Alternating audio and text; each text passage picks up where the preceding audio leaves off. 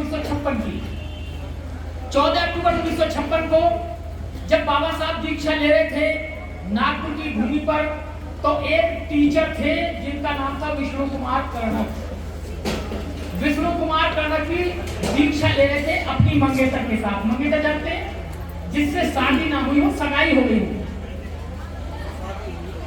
जिससे शादी हो गई, वो भी दीक्षा ले रहे थे। उनकी शादी तय हुई 9 दिसंबर 1956 को।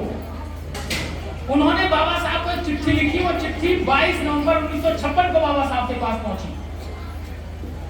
उसमें लिखा था कि बाबा साहब, हमने आपके साथ जो दीक्षा ली थी और हम बौद्ध बन गए थे, अब हम और हमारी जो मंगेतर है, अब हम शादी कैसे करें।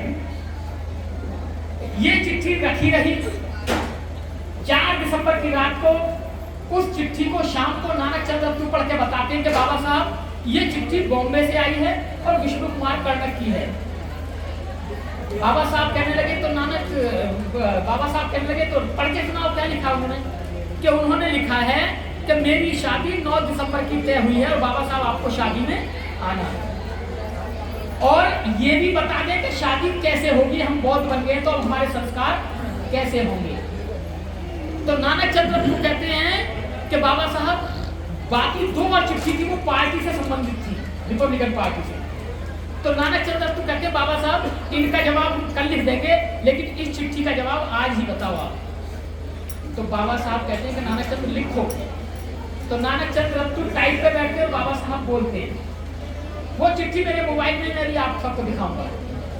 उसमें बाबा साहब कहते हैं, ये बड़ी अच्छी बात रही कि 9 तारीख की शादी थी और 6 तारीख को बाबा साहब दुनिया से चले गए, लेकिन 4 दिसंबर की रात को बाबा साहब उस चिट्ठी का जवाब लिख गए।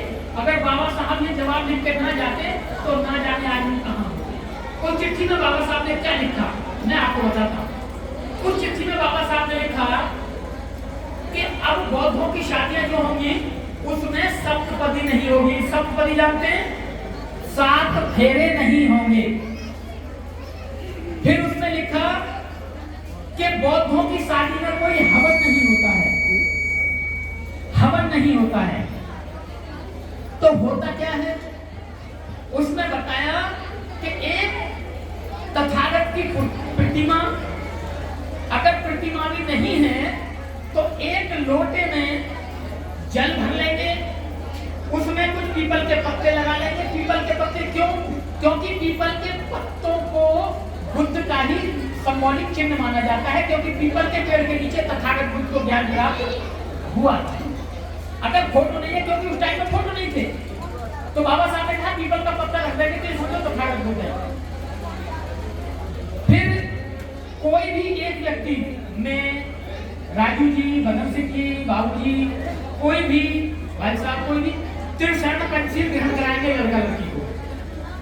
उसके बाद में कुछ संकल्प होंगे जो उनके अच्छे जीवन के लिए संकल्प हों, ताकि वो संकल्प को याद रख सके। उसके बाद में अष्टमंगल गाथा का पाठन होना चाहिए। ऐसे मौके पर स्त्री और पुरुष को सफेद वस्त्र धारण करने चाहिए।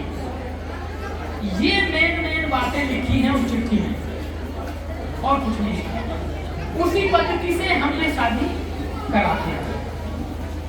इसलिए हम बाबा साहब की बात मानकर इस तरीके से शादियां कराते हैं। और इस देश में मध्य प्रदेश हो, राजस्थान हो, उत्तराखंड हो, उत्तर प्रदेश हो, दिल्ली हो, हरियाणा हो, आपका शिमला, हिमाचल हो, और जितने भी और राज्य हैं हिंदी भाषा के, वहां मुझे ये शादियां कराने का गौरव प्राप्त हुआ। 100 से ज्यादा शादियां मैंने ये कराई। वही शादी जिस सभ्यता से होती है जो बाबा साहब ने हमें बताई, वही शादी संस्कार आज यहाँ होगा। इसलिए हमें एक एक बात बाबा साहब की माननी चाहिए, किसी और की नहीं माननी चाहिए, क्योंकि हमारे यहाँ तक के जीवन में हमारे बाबा साहब के अलावा और किसी का योगदान नहीं है।